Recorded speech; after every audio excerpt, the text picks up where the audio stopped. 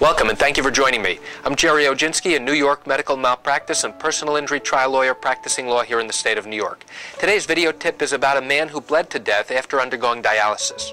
This man had been receiving dialysis for about a year or two, and in the week before the fateful day, he had been complaining to the nurse and the technician who set up the dialysis equipment that he was having pain in his arm where the equipment would be attached. Dialysis patients have something called an AV shunt, which is a connection between the artery and the vein that resides in the arm. And the nurse or the technician attaches the needle into that shunt in order to filter the patient's blood. Now, about a week before the fateful day, the patient had been complaining about pain in his arm and had told the nurse each time. The nurse poo-pooed it and didn't really give it much thought and never bothered to call a doctor over to take a look at it. Why is that important? Well, it's important because on the day that the patient left dialysis, he went home. And what happened was his wife came home from lunch that day, and as she proceeded to walk toward the front door, she noticed that there was blood on the front steps.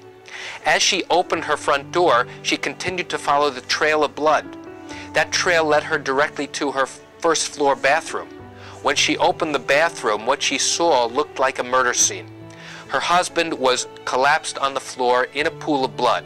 There was blood on the ceiling, there was blood on the walls, there was blood everywhere. There were open packages of bandages that had been opened and were on the floor. The New York City medical examiner determined that he had attempted to apply pressure to stop the bleeding. And by the time he got into the bathroom and was furiously trying to rip open bandages to apply pressure to his arm, that was insufficient. And the medical examiner also determined that it took this man about 5 minutes to bleed to death. The fact is that this man died as a result of a shunt that ruptured, that was never diagnosed correctly and never treated. Because if a doctor had correctly recognized the infection in the shunt, he could have been treated with antibiotics, and he could have had surgery to remove that shunt and put it in a different location. It was clear from the New York City medical examiner's investigation that there was carelessness on the part of the dialysis center for not taking a look at the patient's shunt, especially when he had complained of it. And that's it for today's video tip. I want to thank you for joining me. I'm Gerry Oginski. Have a great day.